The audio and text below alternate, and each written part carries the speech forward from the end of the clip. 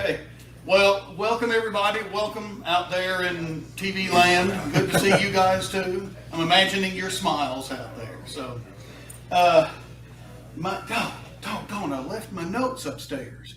Okay, so we're gonna wing this without my notes. Ooh. Okay. So I wanted to just make a real quick housekeeping note that I have done this talk several times before, and every time I do it, I'm constantly amazed at how much work goes into putting this event together. There's a lot of moving parts and a lot of things happening, and now we've got streaming built into it. So be sure and thank the SPAH folks when you see them. Seek them out and thank them because they put a lot of work into this. It was a real effort. Now, what else did I have on my housekeeping notes?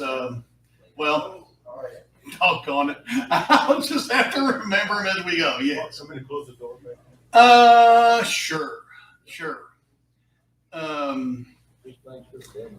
Fiddlesticks. Okay, SPAH. Sure. Okay, I don't remember the rest of it. We'll just wing it and we'll make it happen. So my name's Tommy Cate. I'm from a little town in southern Kentucky called Somerset. Our claim to fame is beautiful Lake Cumberland, Kentucky. I've had a harmonica since I was a kid. My grandfather played harmonica. He must have given me one, but there's a big difference in owning a harmonica and being able to play a harmonica. Mm-hmm. So I've had a harmonica most of my life. I played a lot through college, kind of put it down, and then now picked it back up 15 or 20 years. I picked it back up when I heard Howard Levy with Bela Fleck and the Flecktones. And I thought, holy mackerel, that's a great sound. I need to try. I have a harmonica. I'm going to try that. So I started playing again and started getting a little more serious about it. And probably 15 or 20 years ago, and played with several bands. The pre-COVID, the band that I played the most with was Kevin Dalton and the Tuesday Blooms. And I had that playing on the speaker. I've turned it off now, obviously, but playing with Kevin he's a local singer-songwriter in southern Kentucky. Americana style music. It's not blues, it's not country, it's not folk. It kind of fits in a different genre. But Kevin's a crazy musician. So we'd start out on a 3-hour gig and we'd play some regular stuff. By the end of the gig, we're playing Primus acoustically, and Marilyn Manson acoustically, and Pink Floyd, and so it kind of led to experimenting with a lot of different sounds. When we play those things, I could hear these different sounds in my head, and I thought, this plain harmonica is not cutting it. I've got to do something else. Oh, I remember what the other thing was I was going to say as a housekeeping thing is. The very first SPAH that I ever came to, the very first class I ever went to was Michael Rubin's beginner's blues class. And Michael, if you know Michael, he can be kind of serious. And he said, "We are here for you. And if you listen to this for 5 minutes and you don't like it, you can get up and leave. Feel free to get up and leave because this is for you. There's lots of other things going on. There's lots of other things." So I'm not doing it quite as seriously. But if you listen to this for a few minutes and think, I don't need to hear all this. I got to go somewhere else. There's a Don Caesar's next door. We've got all sorts of other stuff going on. So feel free to get up and leave if you want to. It will not hurt anybody's feelings. Okay, that's all the housekeeping stuff, since I just remembered that. But anyway, this stuff that I did with Kevin, I played with a lot of folk music, which was just plain harmonica. I didn't need any effect pedals for that. But the stuff with Kevin kind of morphed. And the more I played, the more we played some of this music, the more I could hear these sounds in my head. And I thought, so I grew up most of us, you're young, but most of us are a bunch of old guys. And I grew up in the 60s and 70s and, listening to the same, Pink Floyd and Yes and not just Zeppelin and Hendrix and the Stones, but a lot of Robin Trower. And so you hear, yeah. So you hear all that stuff, and that floats in my head all the time. And so when we're playing, I can hear that sound. And so I started this pedal journey, kind of working through those things. And I'm gonna try and make this, despite the fact that I'm just rambling on up here, I'm gonna try and make it fairly quick because we've got a class in here right afterwards, and I would love to have all this mess evacuated before he gets here. So, but I'll start out with the basic pedals. So this was my first. This box right here was my first. Yeah, let me move this water glass because I'll spill it on something. But this, and for those of you online, that is that's the first thing that we'll talk about. Now, I play in a praise band at church, and the praise band leader is an old 70s rock and roller, and he had all sorts of stuff, and he still, bless his heart, plays his Strat with distortion turned up in our church service a lot of times. So goes to the hall. Yeah. So we play. The praise band plays in a contemporary service downstairs, so it's not everybody down there is kind of used to it. But he had this pedal box, and he said, "I don't use these things anymore." He ended up getting a little Line 6 effects processor, and so he wasn't using these. And he said, "I'll make you a heck of a deal on them." So this was my first kind of adventure into pedals, and I learned a lot from it. And so I will work through. Let me work through some of the check. Yeah, okay. So that's the dry sound with nothing turned on at all. So I'm going to start with. Well, I'll just start right here. The first pedal is a reverb pedal. Now, reverb. So have any of you gone down to the parking structure and tried blowing? And you know that reverb, that echo, so this is just a digital version of that. You know, we're in a hollow right now. And this thing is selectable. There's a lot of different. So this is the Boss RV5 reverb pedal. And it's just like standing in your bathroom or in the parking structure. You can hear the echo, but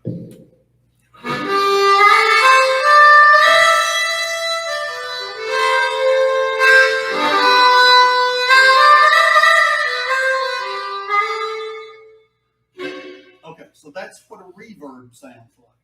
Now, there's a lot of things that are adjustable on it. I'm probably...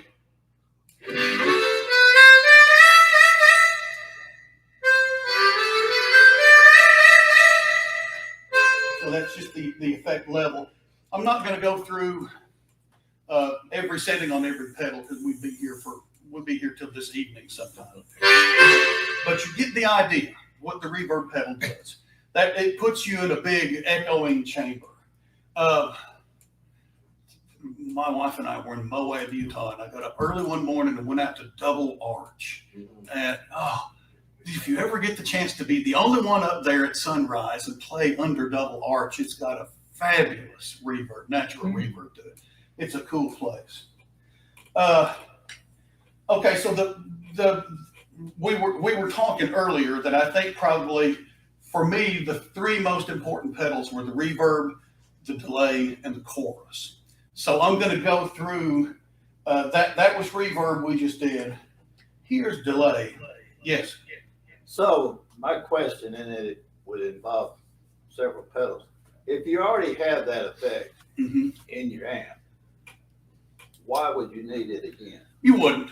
You wouldn't. I just don't. So typically, and I'll go through this probably in a little more detail, but I don't even play through an amp anymore. When we're playing gigs, I plug into the house sound. Yeah. So which is one of the reasons. Yeah. Which is this is my regular box. This is what I use today and have used for years. And it's an ever evolving thing, but these have been pretty firm for a long time. But I mean, if there's another source, and sometimes duplicating effects has an interesting result. Sometimes duplicating effects has a horrible result. So if you've got reverb on your amp, you don't need reverb. Or even in the soundboard. Yeah. I've got on my PA at home, I've got reverb built into that, and so I don't need reverb anywhere. Okay, so the next one I'm gonna skip over chorus for just a second and jump delay. Okay, so you get the idea with what a delay does. A delay just repeats your signal. Yeah, like that. And it can be, I've got it turned up a little bit more than it needs to be. Okay, so here you can hear just a slight echo from that. Here it is. Dry. Dry again. Now wet.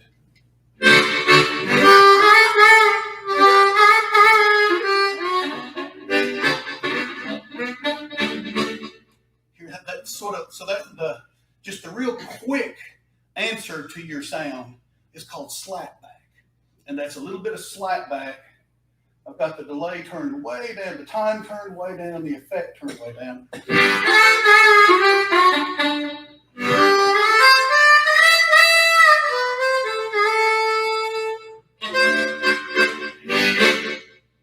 That's slapback.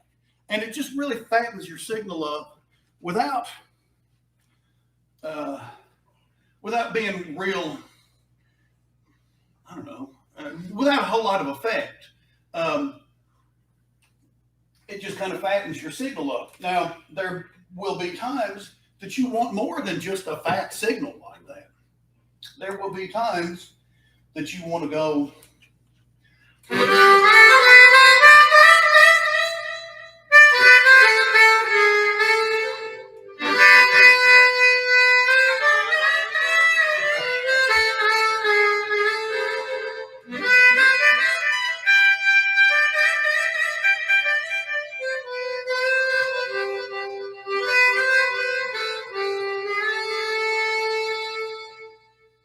So it's nice to have that option. So this is the Boss DD3. It's an old pedal. It's an old pedal, probably 80s vintage. I own several of them, and I said for years, if I was going to go to a desert island and have one pedal to choose, it would be the Boss DD3 because it's really flexible. You can do a lot of things with it. You can use it to fatten your signal up. You can use it to do crazy echo stuff. So a lot of times we do typically 3 45-minute sets. And at the end of at least the second 2 45-minute sets, we usually end up with some sort of a jam. And there's a lot of times that we'll close with Pink Floyd or something crazy. And so sometimes I will,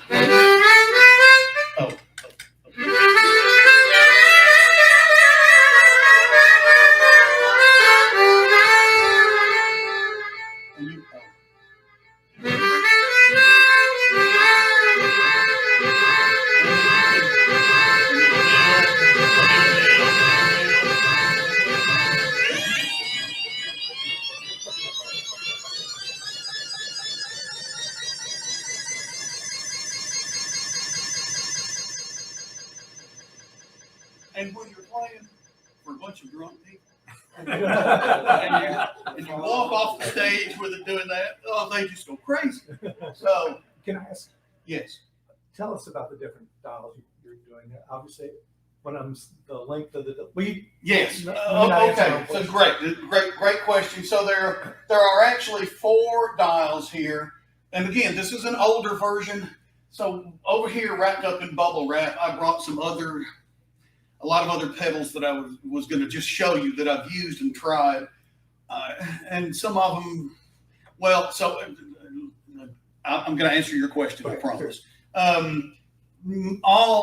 Virtually everything I have up here, I bought used. And you can buy Boss pedals for $40 or $50 or 60 or 70. You know, if you just watch closely, you can find them fairly inexpensively. So there are some pedals over here that do a lot more and that have lots of buttons and lots of knobs on them. I'm an old guy. I can't figure all that stuff out. So I want something simple. So I've tried all those fancy things with lots of switches. I've put them away, and I keep going back to my DD3 because it's really simple. So there are 4 buttons. There's an effect level, a feedback, a delay time, and then you've got several different modes. And I just keep it set on the longest mode, which is 800 milliseconds. It also has a hold that you can hold the sound if you want to while you stand on your pedal, but I use a freeze pedal for that, and we'll talk about that in a minute. But just to give you an example of the effect level, let's see, I've got, okay, I'll turn everything down to 9. Now I'm going to turn the effect level up to noon. And then to about 3 p.m.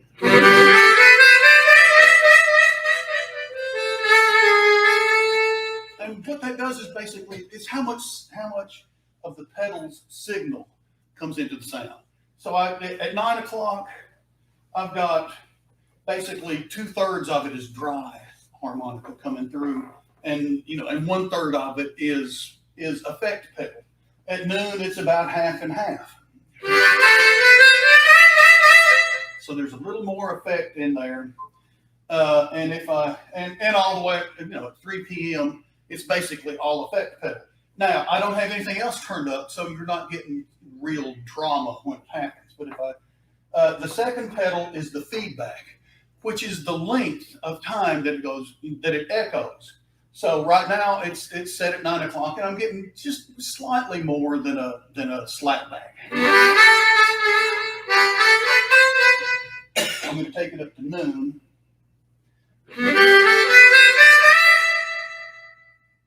Okay. Now I've still got the delay time set short, so the spacing of time before each repeat is still pretty quick. Okay, I'm going to take it now to about 3 o'clock on feedback.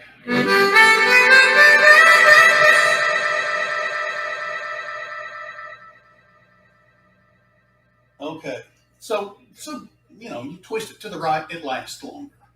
I'm going to turn the delay time up to about noon. So right now I've got everything at about noon, set at 12 o'clock.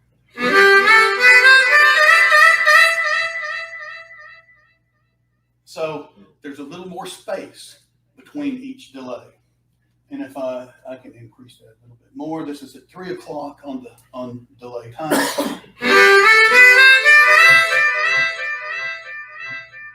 Now, one of the things, thank you for asking that, because one of the things, because it's an old pedal, it doesn't have a tap tempo on it.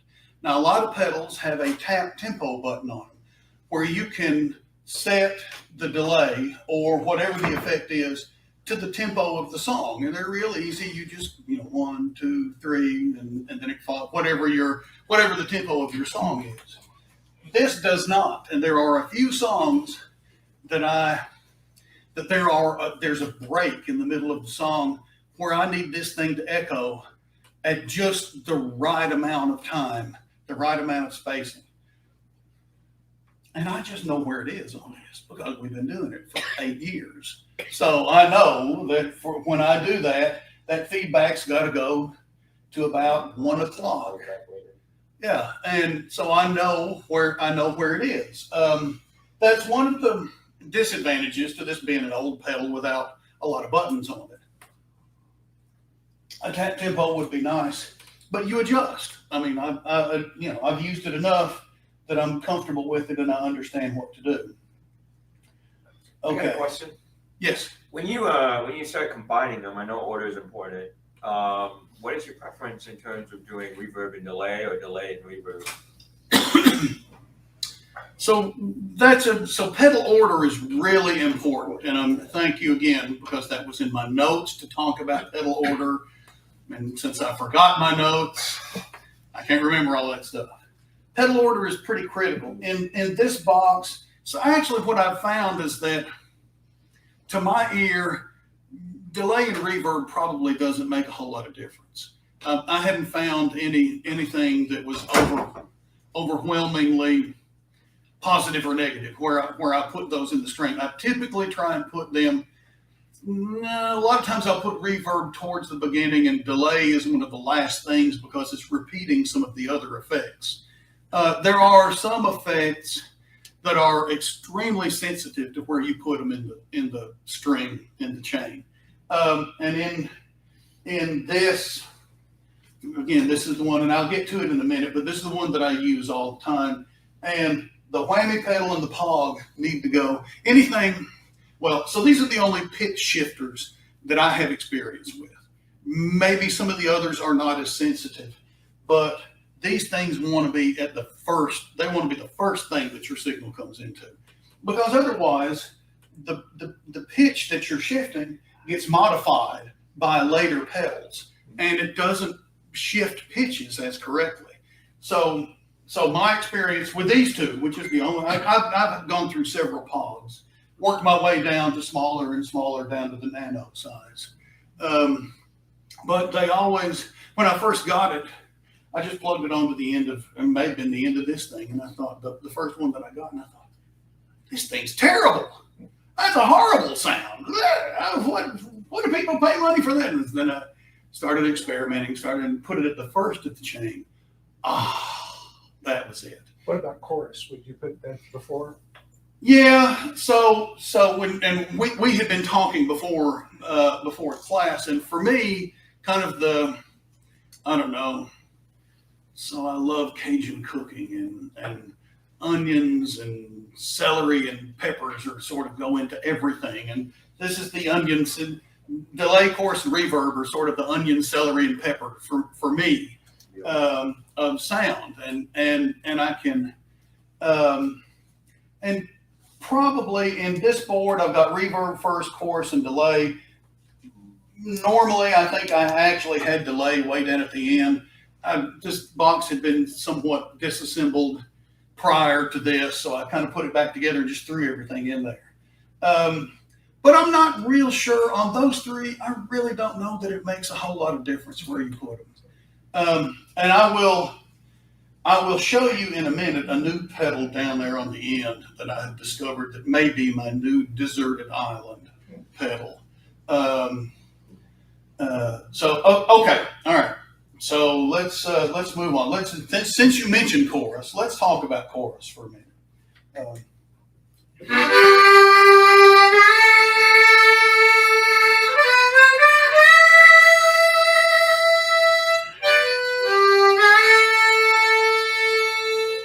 So I'm not sure how to explain chorus. It's almost like a tremolo, and you can speed it way up to where it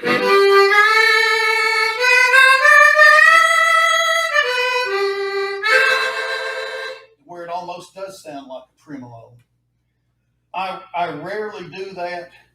So on this old Boss pedal, you've got the same things: effect level, rate, depth, and then there's a filter. It's got a high gain and a low gain filter, and you can filter it a little bit. I can help you explain what a chorus does. Okay, yeah. It takes your original sound, splits it, takes one of those sounds that it's split, and delays it slightly and detunes it a little bit. Oh, just like a tremolo. Well, Just like not singers quite, in no. a chorus. When he plays, it sounds like there's No, 3 or it's 4 like a harmonicas playing together. Right, it does. That's a chorus. It creates a chorus of the instrument that you're playing by this, because no two instruments can be perfectly in tune, or voices. Right. So by detuning it, that's what fattens it up, making it sound like an accordion that has double reeds. You know, there's 2 reeds for each note. That's why it sounds thicker like that. So, Yeah, well, in a tremolo harmonica, you got the top. oh, root, I the thought you top were talking about root. a tremolo pedal. No, a tremolo Yes. is offset Yeah. from the Right, bottom okay. row. Yeah. You know, I just- yeah. I thought you were talking about a tremolo Yeah, pedal. you just put 2 reeds out of tune and they Right. make beat notes. That's Right. what Right, a right, tremolo. right.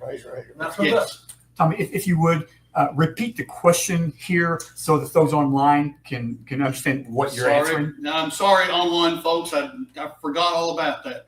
So, we were discussing how you describe what a chorus pedal does, and we had some expert advice here Yeah, well, on the mechanics of how it actually works and what it does. So, Okay, sorry. You may have to help me remember if I overlook that. Okay, I had said these were my three pedals, my three favorites, and if you use those three all together,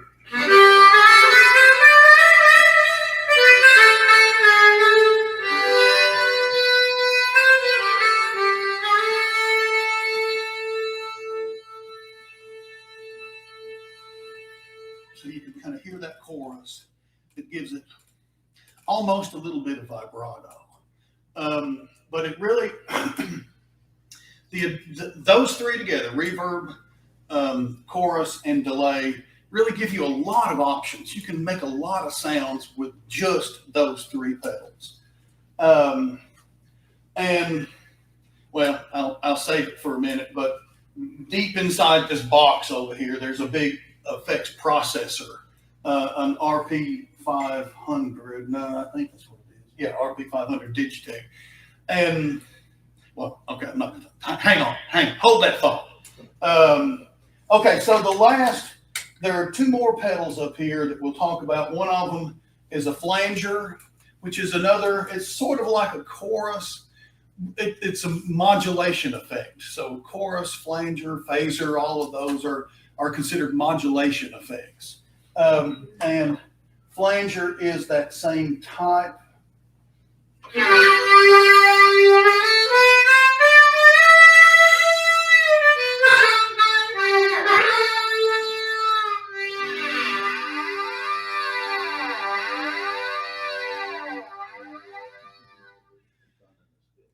Yeah. Okay. Do you know how to explain what that does? Well, it gets its name from on the old reel-to-reel tape machines. They would put their thumb on the flange of the reel and slow down the tape while they were running another version of the tape. Again, it really separates the two sounds. Yeah. It's called flanging, the technique of actually physically doing that. Okay. And then they came up with an electronic way. All these things are things that they did other ways. Yeah. Oh, yeah. Chorusing. Yeah, sure. When you hear a singer on a pop recording, or they're quite often, they sing the song. Yeah. And they play it back and they sing with themselves a second time. Right. That's how they get that fat voice. Herb Alpert Right. did it on the trumpet.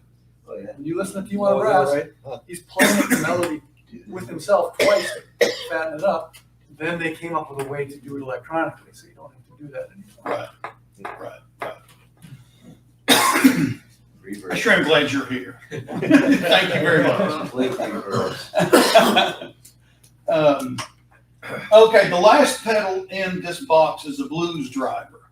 Now, and we were messing around with it beforehand a little bit. So I come from a very small town. We've got a real active blues society. But I don't play that much blues. I mean, I play a lot of other stuff. And so I'm not really set up. I'm not trying to get the crunch, that deep Chicago crunch. I don't do that. I play through, this is an Altus Fireball, and it's a real clean mic. And that's for what I do. I'm looking for a clean sound. But Orrin, yes, Orrin he's jumped in with a blues band now, and they're looking for that crunchy sound. And so we were experimenting a little bit with the blues driver. Now, let me talk just briefly about drivers. So the same old rock and roll guy that sold me this sold me, there were a couple of overdrive pedals and distortion pedals and 70s rock and roll stuff. And I experimented with those a little bit. The distortion I didn't like, period. It just made my harmonica sound distorted. Yeah. And it was not a sound that was pleasing. There was nothing about it that was pleasing. Those boxes are terrible too. Yeah. That's not our thing. But the thing that I found out real fast was that some of those gain pedals, when you step on them, reverb becomes a real issue. It all of a sudden jumps a lot of power to what you're doing. And feedback. Yeah, yes. And that's the problem. Yeah. The feedback. Yeah. I am a blues player, and when I was first seeking that sound, before I found out it was technique and not pedals, Yeah. I tried all kinds of overdrive pedals. They all created huge feedback, and none of them sounded natural or good. Yeah. So that's the last out of all these pedals. They're all cool. That's the last one you need. Probably save your money, never get one. But getting crunch has a great deal to do with your technique. One, you have to have a microphone that, unlike the Fireball, Right. actually breaks up at higher sound pressure levels. That's really a drum mic. It's designed not to distort in the face of a kick drum signal, right? It's like it's an engineering masterpiece. I think it can handle 140 dBs without distorting. But that's not what we want if we want to cup a microphone to get it to distort. Right. We want a Right. microphone that actually breaks up easier. So that's one part. The other part is you have to play crunchy. Crunchy comes from when more than one note is sounding from your harmonica. If you play single notes, you will never have crunch. Okay? You have to let a little of another note leak through, at least on the attack, like with a tongue slap or something like that, to get crunch. And it's because anytime a second note comes through, you get a little bass generated from something called difference tones. Come to my booth, I can explain that. And that's what makes the amplifier go crazy, as well as the mic. And that's really where crunch comes from. Even with that oddball mic that I got from that guy in California. Even Yeah. Works for me. Thank you. Yeah. Thank you. So if That you was don't know, pretty this is quick. Greg Human from Blows Me Away Productions. And he makes Back here in the Ridge. incredible mics. Absolutely incredible. And incredible everything. Pretty This much. is one of his volume pots right here. I have just started using one of his racket harmonica holders for play. So as COVID happened, I found myself doing more and more solo stuff, which I'm not very good at. But I'm a fat guy, and harmonica racks don't fit me very well. Just all this manliness lifts the harmonica up to about the middle of my nose, and so I've experimented with bending and changing and modifying, and his racket mounted on a mic stand solved all of my problems. So I add to that, I guess, because I was working on, before I was using bullet mics, I was using more cleaner mics like the Onyx. And what I found out was sensitivity levels. It's not that you can't use an overdrive pedal or a distortion pedal, but if they're made for a guitar, you have to start at the lowest setting because the frequency response is specific to a guitar and not a harmonica. Unless you buy an overdrive pedal made by a harmonica player, like Lone Wolf. right. So That's a just- really good point that needs amplification. Yeah. Guitars are not microphones. Okay, when it comes to understanding feedback and the way all these pedals work, a electric guitar pickups output is like 10 times less than a microphone. So that's half of the battle. The other thing is that a guitar string doesn't couple to the sound waves coming from your amplifier nearly as efficiently as a microphone does. And so this is why, among other things, gain is so important for harmonica players, and having way less gain than what guitar players want if they want to sound like Hendrix. And that's the way guitar amps are set up from the factory. Yeah. And it really affects the way pedals perform. Tremendously, and I had all these things written in my notes that I left up in the room. So you guys, thank you for bringing all this stuff up. That's what we're here for. Yeah, I appreciate it. I'm so thankful you guys are all here. So where do you put an overdrive pedal at the end, before the amp, or in front of the microphone? Where does it go? If you use one. And I'll answer, but you guys fill in. You want to repeat the question? Yeah. Oh, yeah. Thank you very much. So the question was, if you have an overdrive pedal, where would you put it? Would you put it at the beginning of the string or the end of the string? So for me, I would put it at the end of the string because you're wanting to boost not the signal through all of this. Oh, You're the just wet wanting to signal. boost the signal going to the amp. Get the wet signal. Yeah. Now, and my experience with overdrive, so I had I just use it on the PA system. I don't use it on the amp. Yeah. Okay. All right. I played with a husband and wife they were husband and wife when I played with them anyway.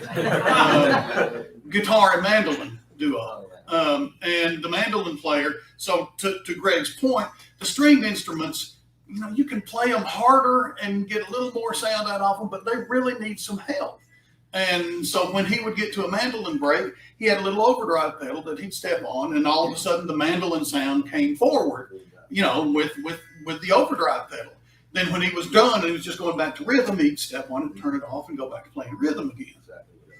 Yeah, exactly. We've got a little more of an advantage that we've got so much dynamic range with the way that we play that I don't ever have to turn anything up. I mean, I play quietly when so the bands that I play in, I play a lot of fills. I'll play a lot of pads underneath things, and then I play a lot of lead stuff. And when I do the lead stuff, I just pick up the volume. I mean, I just, you know, when I'm playing.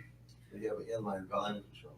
Oh yeah, absolutely. I don't know how people get by without an inline volume control. And again, this is a Greg Human volume pod. I just bought one. Yeah, Thank you. yeah. It's not a substitute for the dynamics that Right. he's talking about. We always have that, but it is awfully nice, especially if you want to play a 2-3 bent chord, fat chord under somebody. Yeah. It's harder to play that really quietly, right? Exactly. So it's nice to be able to back off. Well, and you know, inevitably when you sound check, it's going to sound different when you actually start playing. Because when you sound check, the whole band's not up there with all that energy going.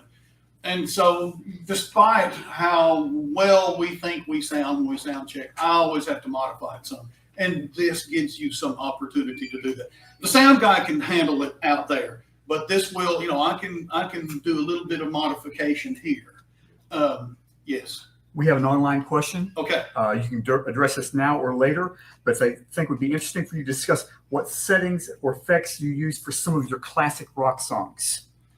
You can do that now, or you can bring it up later. Your choice. Rock song. I don't do that many classic rock songs. Well, we do, but we do them acoustically.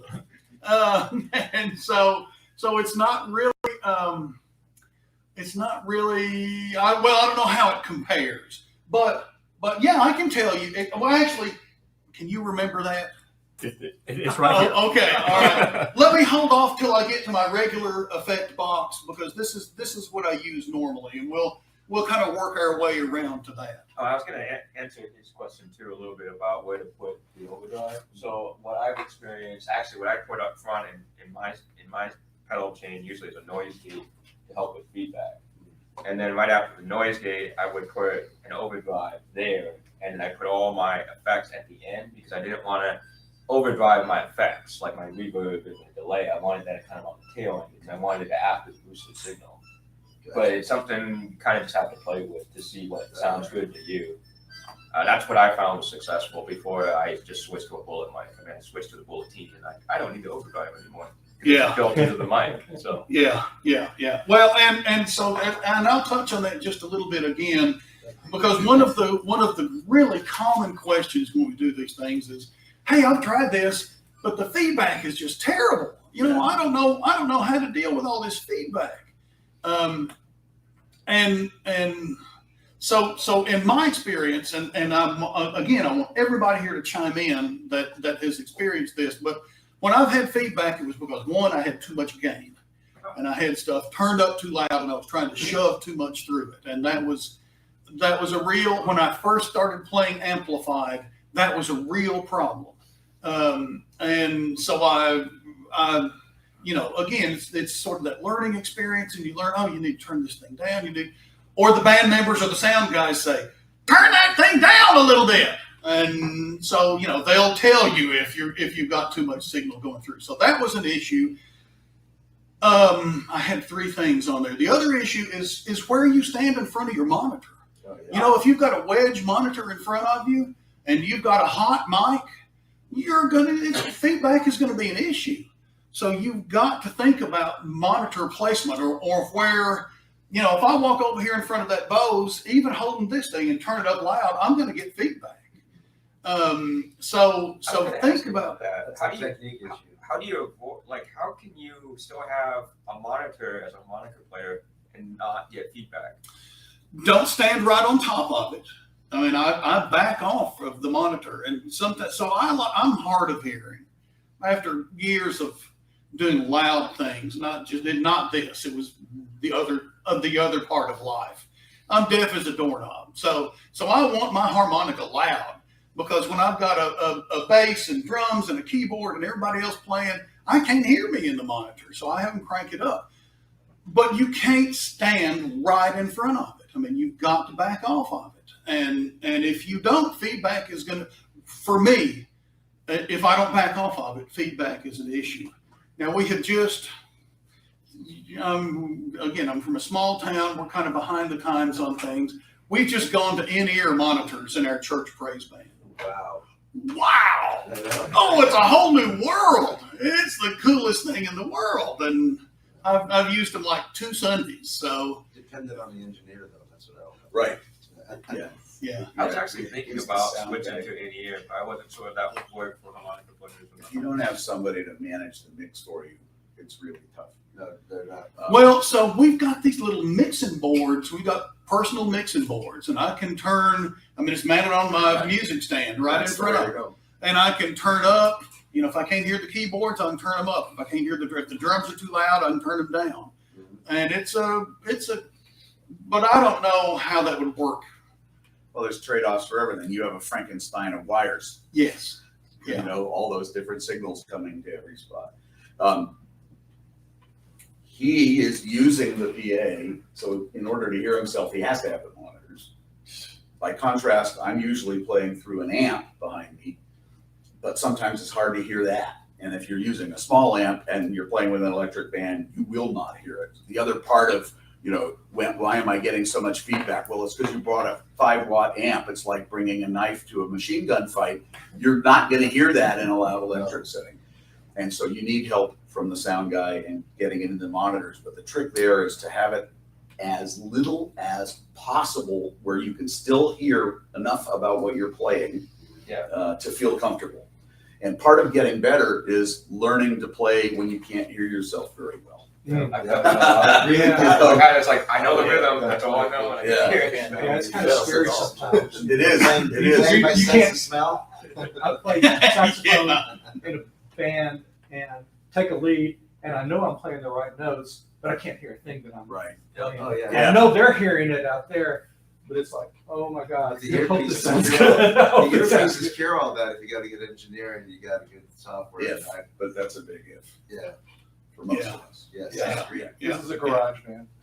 Yeah. Yeah, I see the in-ears now, you could like have a little app on your phone. I have it on an iPad. So Oh, yeah, and it just control it like that. This But- way, that. Well, I've used it 2 Sundays, but it's fabulous. I love it. So but sometimes that's not an option, and the wedge in front of you is the only option.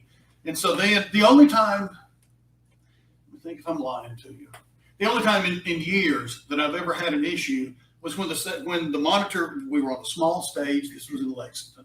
Small stage, had a huge monitor right in front of me, and the sound guy had me turned up pretty loud. And feedback was, I mean, I couldn't, you know, it's like this. I could get back a little bit, but I couldn't get back very far. And I couldn't get out of it. And he ended up, you know, I finally caught his eye and got him to turn it down a little bit. And it went away, the problem. Yeah. You know, those boards have gain as a pet, and gain is not the same as volume if you have that question. Right. See me, those boards have adjustable gain too. And sometimes they have their gain up high and you can suggest to them, try turning the gain way down and then bring the volume up. Yeah. And it'll make the feedback much more manageable. Yeah. Could you explain gain? It is turned down. Okay, is that okay with you? We have Oh, time to please, do yeah, this? because we had this. So the question was, would you explain gain? So this is What's Greg the difference Human between being. gain and volume? The best analogy I've ever come up with. Imagine you have a little Mazda Miata, but you've hopped it up with a 500 horsepower V8. Mhm. And now imagine the gas pedal only moves a half an inch. Mhm. Okay, that's what trying to run an amp with too much gain is like. It's very hard to feather the throttle. It's hard to control in the corners. Same car, now give it 5 inches of gas pedal travel. That's what reducing the gain is like. Idle is still idle. Full throttle is still full throttle. But in between, there's much more sweep. We have much more control as we begin to add throttle. That's really what the difference between gain and the actual volume is. The volume is the same. In fact, you can usually get closer to the maximum volume before feedback when the gain is lower because it's so controllable. Does Gain it input, affect your right, sound? No, Gain doesn't affect the sound. you know, the way there's a lot of ways to reduce gain if feedback is a problem. And all of them will affect the sound a tiny bit, but it's going to be, as the Russians would say, it's negligible. Isn't gain the raw input and the volume is taking that raw input and? No, gain is the curve that maps change in input signal to change in output signal. Okay. Yes. Slope. The slope. It's yes, it really is the slope. Doesn't have to be a curve. Yeah. Okay. Thanks, guys, for all the discussion. Harmonica nerds, dude. Yeah, well, I think we're all harmonica nerds. I mean, that's why we're here. So, Exactly. yeah, Also, exactly. they don't teach this stuff in high school. No. Well, the biggest thing as a vendor, customers ask all the time, you know, and they seem to act like they feel embarrassed that they don't already know. Right. It's like, how would you possibly already know this? You have to learn through experience or from somebody who knows what they're talking about. Yeah, yeah. And experience is a good teacher. Sometimes it's an expensive teacher. So Yeah. there's a couple of boards of pedals over there that I've used to learn with. So, but again, I'll say this again, that's the advantage of buying used pedals. You know, Reverb, Guitar Center, eBay, it allows you to experiment with these things without breaking the bank and figure out what you like and what you don't like. Okay, so since we've been talking about drivers, I'll just step on this blues driver once. Okay, there's the dry signal.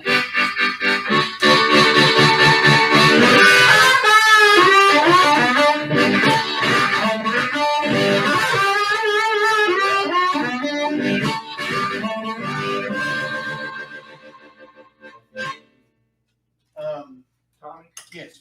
hey, I know you got a time schedule, but what you said, I had a little light bulb went on when you talked about double stops to really get that crunch. He was getting it on some individual notes. Did you feel it or no? Well, I didn't hear him playing too many individual notes there, but that thing is creating distortion a whole different way, which is why it doesn't sound like Little Walter or Kim Wilson. It's got way too, to me and to my ear, everybody has different tastes, but to me it has way too much distortion of a lot of the high end. And what I'm really looking for is crunch on the edge of notes, and that's mostly coming from lower frequencies. Okay. But you know, everybody gets to choose how they sound. Yeah. I just think if you're going to spend money on pedals, there's a lot of pedals I'd buy before I bought an overdrive pedal because they are a giant pain in the butt. If you do want to play through the PA without an amp, then choose one that was made for harmonica input levels, unlike the Boss, more like the Lone Boogeyman? Wolf. Yeah, I have a Boogeyman. Yeah. And I'm finally starting to think about using the brake side of it. Has brake and delay. Delay I use all the time, like you were talking about. Yeah. But I'm not mastering the brake part of the Boogeyman. And I'm wondering if I'm not playing enough double stops or my attack with the harmonica is not right. Do you tongue block? No, Okay, that's the reason. come see me. I'll show you a couple of things really quick I'll do that it. I think will help you. Thanks. I'll see you. Sorry, Tommy. No. This is valuable stuff. These are all questions that most of us have. So glad you're here, Greg. Thank you very much. I'm glad you're here too. I'm learning a lot. Okay, so all right, I'm going to switch gears now and run through this.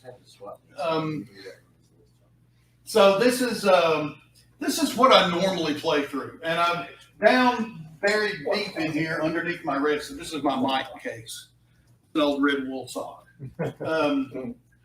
There's no easy way to pick this up and show you, but it's a big effect processor called an RP500.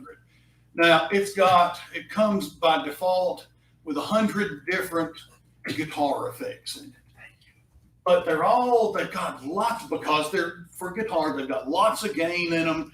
They're kind of fun, kind of interesting to play with, but they didn't have, that wasn't the reason I bought it. I bought it because there's a guy by the name of Richard Hunter, hunterharp.com. And Richard writes patches to go in a lot of different effects processors. And I've used his stuff in multiple different processors. I've ended up with this big monster in here, and I keep trying to get rid of it because it's so big, and I'll redo my box and take this thing out, and then I can't get the sounds I want without Richard Hunter's. I've kind of gotten used to his patches and the way that they work, and they're written specifically for harmonicas, and they just really do a good job. So I'm back to my RP 500 again after, every 2 years I'll change, and I think I'm going down to smaller pedals. Well, no, I don't. I always come back to this. And that's how I started too. I found his website and I got a Zoom G3X, and that's sort of what I use. I bought a bunch of other pedals since then, but it's so compact that I kind of just go back to that and I'm like, yep. Yeah. And I don't have it hooked up. I just brought it as an example. But I love the little Zoom G3. It's a great effects processor. Richard's got patches that go into this. It runs off batteries. It runs off AA batteries. If you want to carry some crazy effects to an open mic somewhere, this is an easy way to do it. What would be the cost of that? I don't think I paid. It's like 100 and some change. Oh, I don't ever pay that much. You ain't cheap home. Yeah. So if you just watch eBay or Reverb, I really don't remember, honestly, because I've had it for a long time. But I probably paid $75 maybe for it. I bought it used. I bought mine more recent, so inflation. Okay, that's it. Zoom has a new one. It's specifically for wind instruments. Oh, do they really? Guitar. Oh, There's even a harmonica section on it. Oh, shoot. Really? And if I had known you could do this, I'd have brought it. I have one. Oh, But I have something else I use instead. It's not as user friendly as I'd like. It has some great sounds. yeah. And there's two versions of it. One is just the box, maybe about that big, and another one has a pedal on it. Okay. Now, does yours have the pedal on it? I did get one with it's like the whammy or whatever. Okay. But I like rarely used it, so I sold it and then got the one without the pedal. Okay. Because you can always attach it as a separate add-on. Is that the new one, the wind? No, it was the G3. There's a G3 and a G3X. I think the X has the attachment pedal already on it, and you can get the G3 that doesn't, and it's just more compact. I assume this wind instrument one is set up for assuming microphones as input. Yes, So it it's has probably a lot friendlier. XLR connection. You remember the model name? I don't know that one. It's like, I don't know if I'm pronouncing the guy's name, but the guy that plays with Papathini, Gregory Murray. Oh, Brett, yeah. Oh, thank you very much. I'll have to look that up. I'm curious now. It's it's got trumpet settings on it and saxophone settings. That's awesome. It's not a guitar processor. And that's the problem we've always had with the stuff that's designed for guitar. Yeah, right. Okay. We got like 20-something minutes before I need to start rigging stuff down. So I'm going to move kind of fast through some of this stuff. In this signal chain, I go through a wireless mic, and this is the Airline CR77, Airline Samson Airline, and I got it after reading Greg's review of it. They don't make them anymore. But I still can find them. I still see them occasionally on eBay, and I've almost bought them, but it's just so bomb-proof, it just keeps going. And It's also such a great form factor. yeah, I really like that transmitter. yeah, I do too. And I don't know do you know what the range on them was? Do you remember? You mean distance? Distance? A few hundred feet, and what I've told everybody when that question comes up is almost regardless of what wireless system you choose, the range is greater than you will want to be. When you get 50 or 75 feet out in front of the stage, Yeah. you're hearing the band late, you're responding late, then you're hearing yourself even later. The delay from the sound travel is really a thing, and you just don't want to get that far away unless you have in-ear monitor. And I was going to tell that exact story. We were playing on a courthouse square one time, and there was a bunch of folks way off over across the square that were partying and hooping and hollering. And so Tommy, with his wireless mic, loves to ham it up and loves to walk out of the crowd and ham it up. I wandered all the way over there playing, and I got back, and the sound guy said, "You couldn't hear us very good." "I heard you great." He said, "No, you didn't either." So it was that, that distance and travel time for sound really affects what you're doing.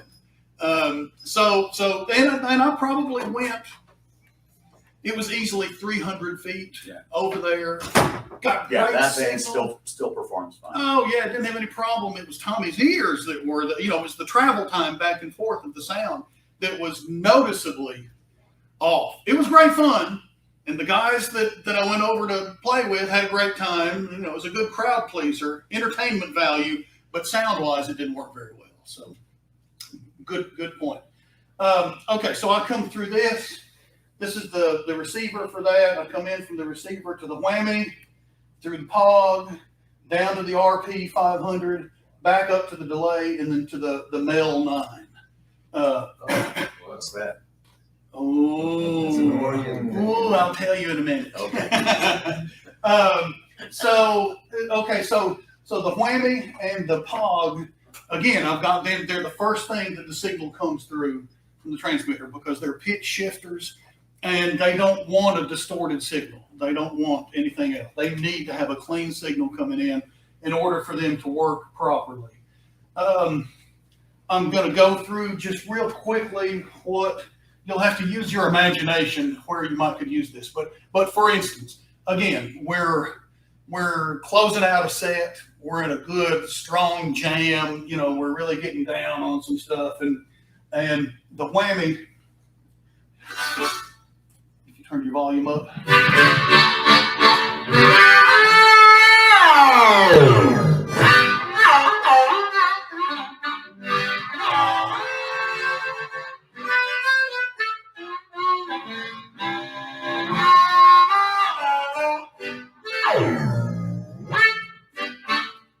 that's not set like a whammy part of that.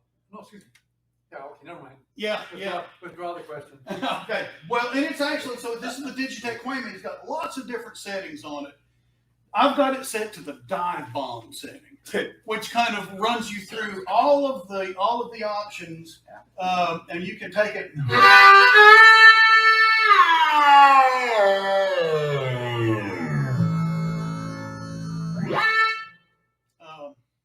So again, it's not something that you're going to use often. And if you use it too much, so let me stress this too. Don't overuse your effects. That was on my list as one of the number one things. And they're so much fun, you tend to want to just turn them on all the time. They're really annoying when you use them too much. Here.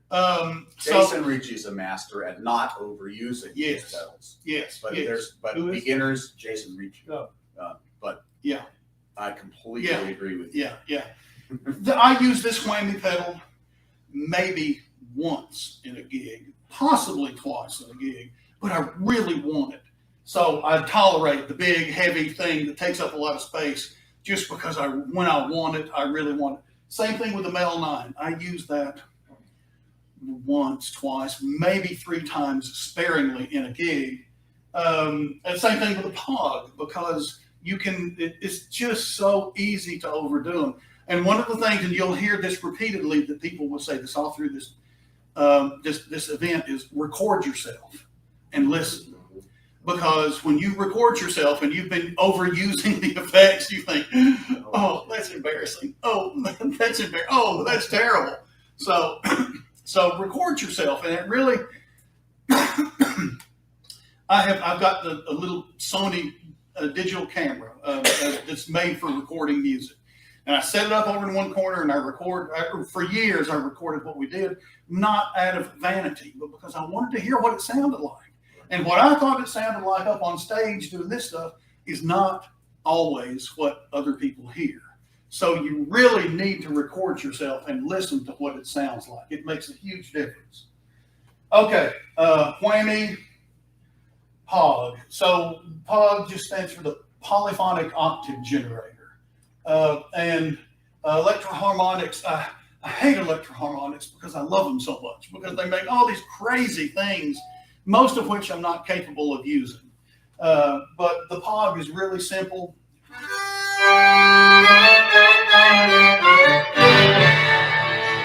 Okay, so it's got three knobs on it, a high octave, a low octave, and a dry. So this is the low octave, and I can turn that off.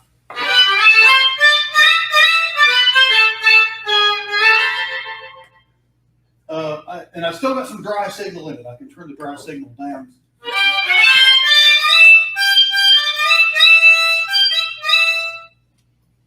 But I really like having a little bit of harmonica sound in there. And then you can do the same thing.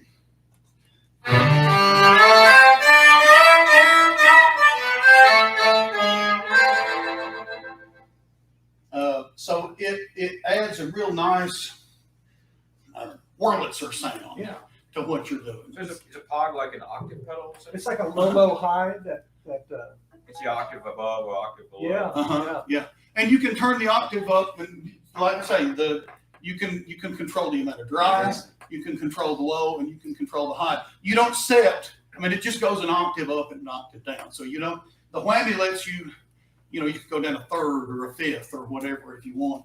But this just does an octave. But it's really simple. And again, this is a used POG Nano, $50 or $60 maybe. So when do you use it?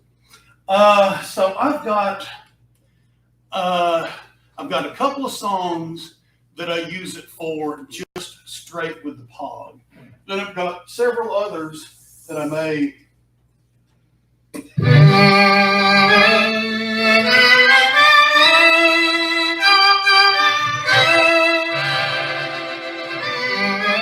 As an organ.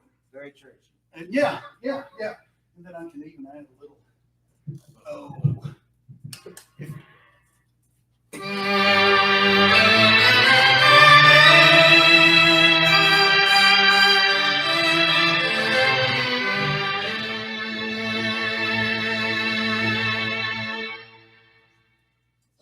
Can't even hear the harmonica in that. Yeah, well, and it does get kind of lost. And again, it's one of those things that's real easy to overdo. I haven't used it. I was told to get it. The low high from Lone Wolf, which I think is the same thing. And I wanted to achieve a Hammond B3 type sound. Yeah. So Rotary sound. yeah, so so there are a lot of different. Exactly.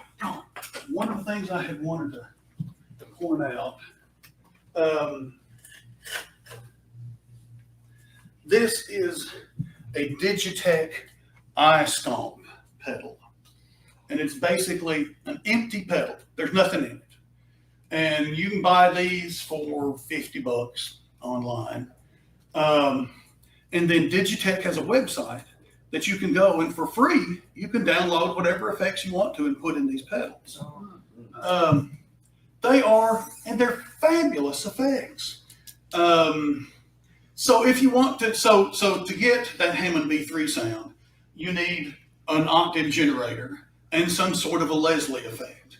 Now I've bought, over the years I've experimented with a lot of different Leslie pedals.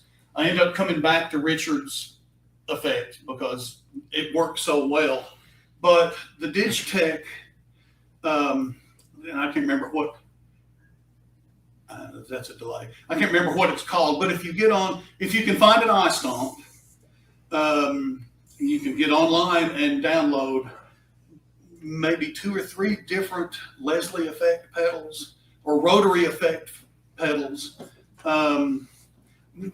delays, reverbs, some crazy stuff. They've got a whole lot of stuff, but thank you for mentioning that again, since I forgot all my notes.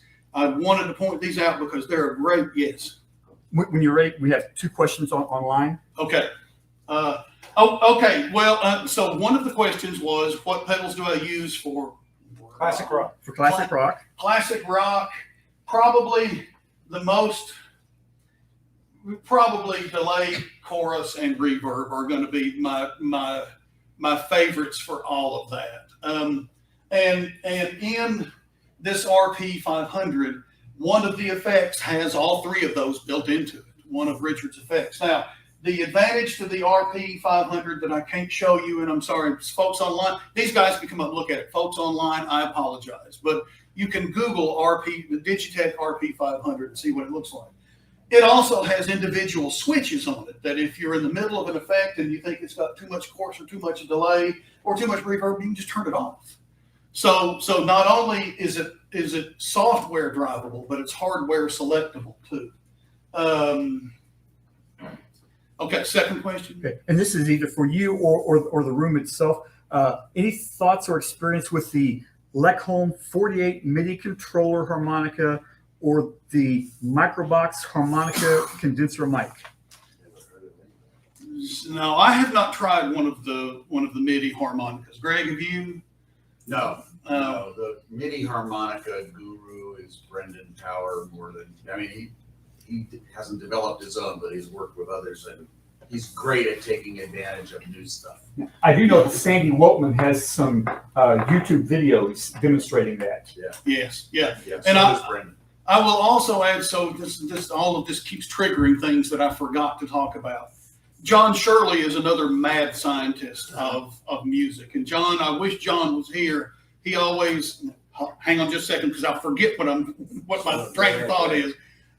But John Shirley, a couple of years ago, did, as part of one of his things, one of his presentations talked about getting a low Z microphone, a low resistivity microphone, a 3-wire, an XLR, into a 1/4 inch, and how to best do that. And they make a lot of adapters, and you can just buy an adapter. You can actually buy a cable that has XLR on one end, 1/4 inch on the other end.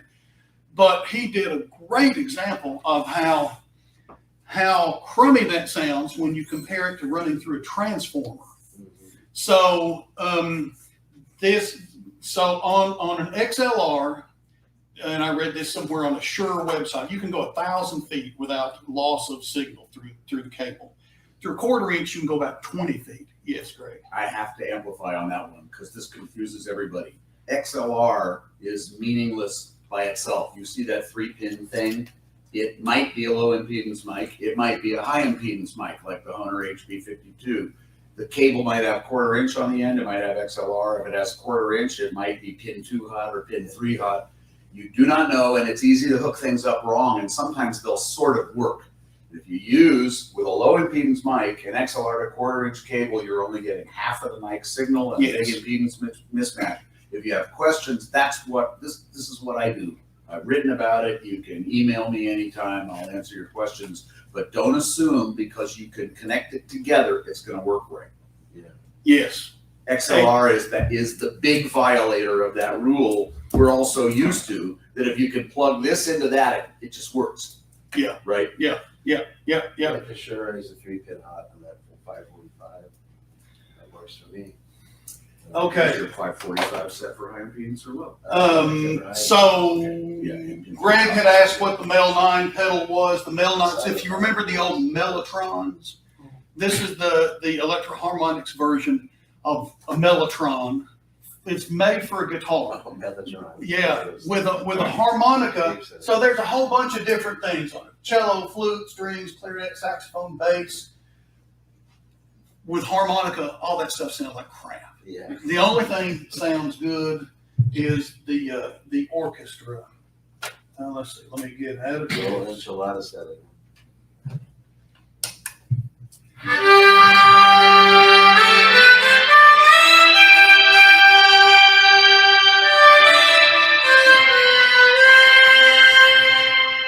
So there are, in the mix of all the songs that we do, there are some songs that are sort of nice and sweet. And for those, I'll lay this underneath them. Yes. Can you adjust the drive signal on that so you can get more of the hot? Yeah, you can adjust a whole bunch of stuff on it. And actually, I've got like 6 minutes before I've got to read down. So I'm gonna just leave it up to you guys and say, if you're interested in that sound. The other thing that works are some of the. No, it's not working now. So there's one thing that has. I'll mention this real quickly. When you read the literature on these pedals, it says only use the power source made for this pedal. Well, I don't. I run through a brick. Yeah. What I have found is that, and especially the 9 series Electro-Harmonix pedals, they've got some sort of little instantaneous switch that needs full power instantly. And if your brick doesn't have instant full power, that switch doesn't get tripped. And so your pedal doesn't work like it's supposed to. So I always thought that was just BS. They're just wanting me to use their stuff. It's truth. I mean, you've got to use. Now, the alternative is that occasionally you just, I typically just kind of unplug it and plug it back in. Now that everything's on, it should be full power. Sometimes that works, sometimes it doesn't. This was never a problem when I first bought this pedal. It's just become a problem in the last, 8 months or so. But a lot of times that stuff is not promotional BS. It's for real. Okay, I'm going to go, again, I got to make this fast. So over here, I've got some odd pedals that I had wanted to just touch on. Check, yeah. One of them is an old Moog ring modulator.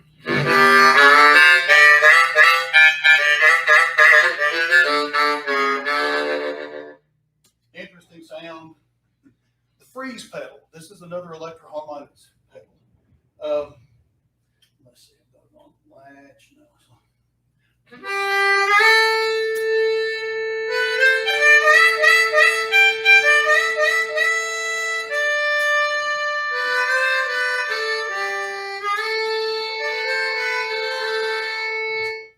I bought that pedal because we had to do a New Year's Eve gig and I had to solo Auld Lang Syne and I needed a drone underneath it.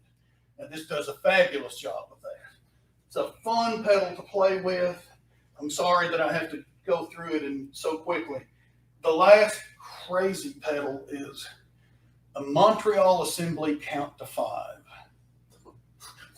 It is. It's made by a little boutique place up in Montreal, and I had to have it. It's the coolest pedal in the world. I had to have it, and I messed with it. I've never used it in a gig, so I took it out. It's alive.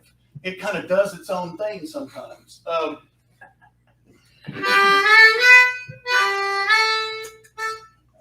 And now it doesn't work. There you go.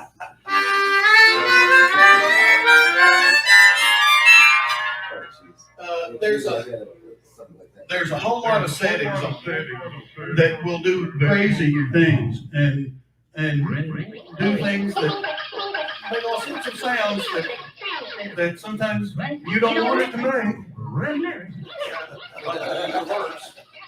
Take me back to the 70s. Oh, yeah. All right. So it's fun to play with. We were before a gig. We were at a bar one night, and I was kind of working through it and talking to some guys and recording some stuff. There was a lady back in the corner, and she was listening. Finally, you got to turn it off. You got to turn it off. I can't take it anymore. Having an acid flash. Yeah, exactly. It's arguing with my voices. Yeah. So I want to mention this. This is the Donner Alpha FX pedal. It's a cheap Chinese pedal. I think I paid $39. They're new. They're like $70-something. I paid $39 for it on Reverb. But it's got reverb, delay. It's got 3 different types of reverb, 3 different types of delay, including reverse, chorus, flanger, and phaser, all built into one pedal. It's now what I take when I go to church. I play through this. When I go to an open mic somewhere, it's not battery powered. That's the only thing about it.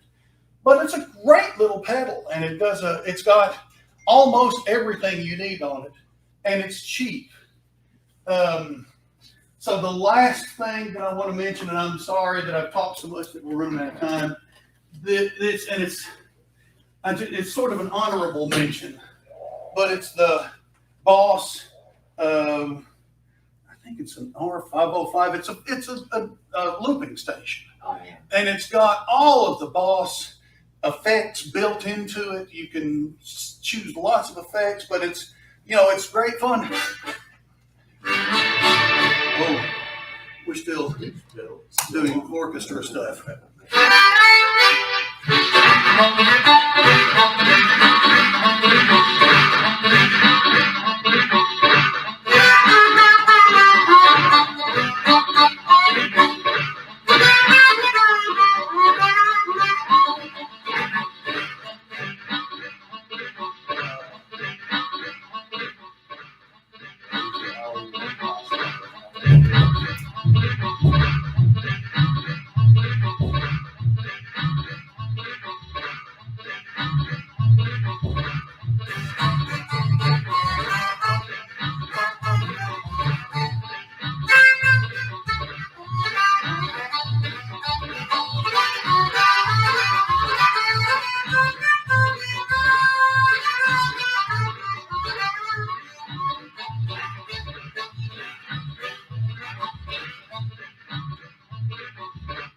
You get the idea.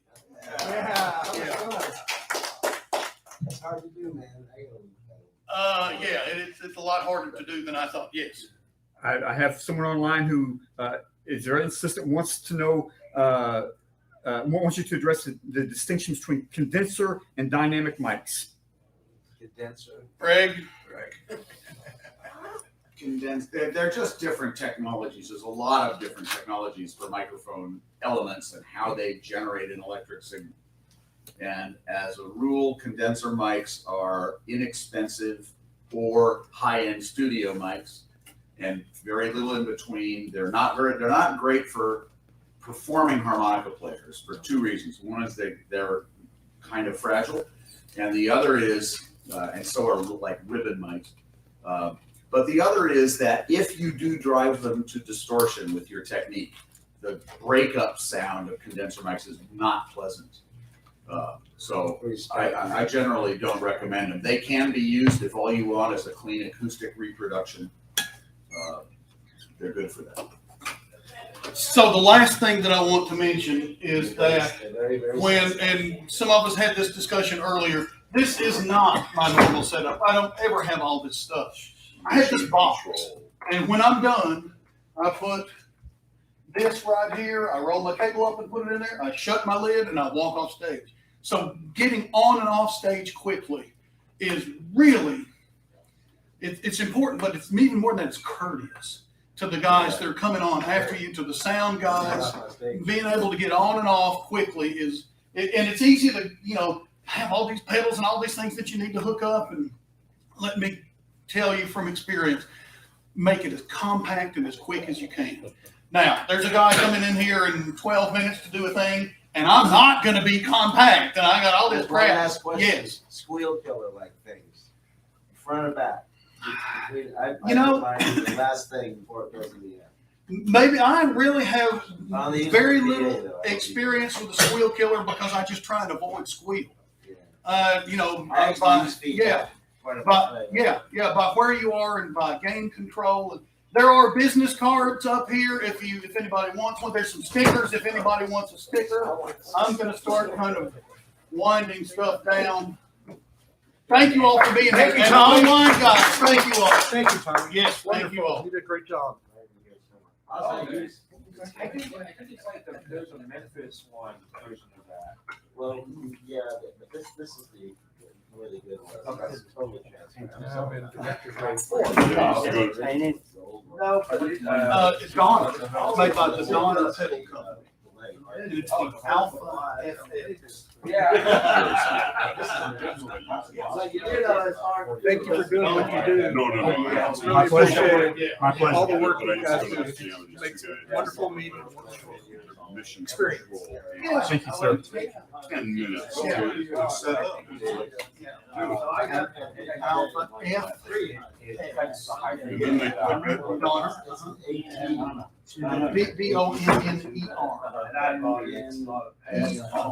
That's not Donner. Yeah. You're very welcome. It's a great little pedal. I love it. And then they have it. Of course. I was given The Samson,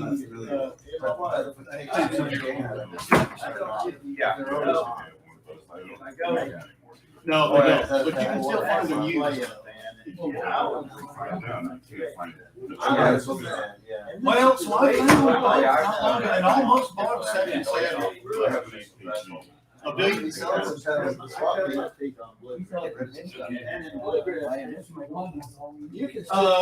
the wire